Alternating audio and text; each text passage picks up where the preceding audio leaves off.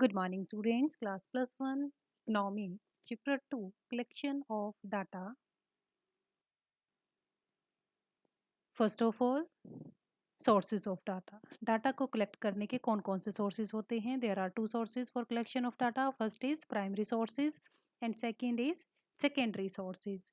Primary sources जो है हमारा, इसमें जो डाटा कलेक्ट करता है वो इन्वेस्टिगेटर जो क्या है बाय ऑन अपने आप डाटा सारा कलेक्ट करता है स्टार्ट से लेकर के एंड तक।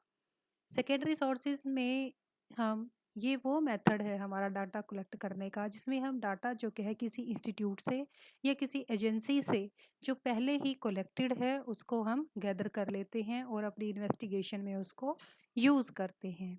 अब primary and secondary data. Now primary data जो क्या होता है, those data which are collected by investigator for his own purpose, जो अपने पर्पस के लिए, जो उसका पर्पस था, जो उसका ऑब्जेक्टिव था, उसके लिए उसने कलेक्ट किया है।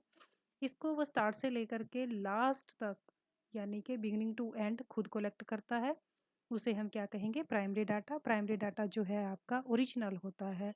वेसल ने भी यही कहा है कि data originally collected in the process of investigation, कि जो इन्वेस्टिगेशन की प्रोसेस के दौरान जो भी डाटा हम कलेक्ट करते हैं वो सारा हमारा क्या है? प्राइमरी डाटा है। Now secondary data are those data जो पहले से ही ऑलरेडी एग्जिस्ट होता है।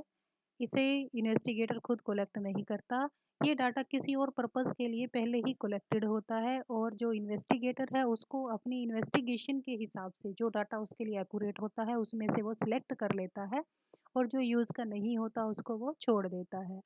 जो हमारा सेकेंडरी डाटा होता है इट में बी पब्लिश और अनपब्लिश। ये पब्लिश भी हो सकता है और अनपब्लिश भी हो सकता है। ये डाटा आपका ओरिजिनल नहीं होता।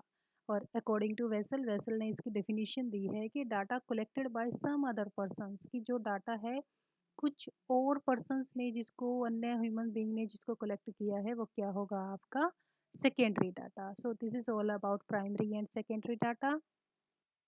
Revise this topic, note down this topic in your notebooks. Thank you.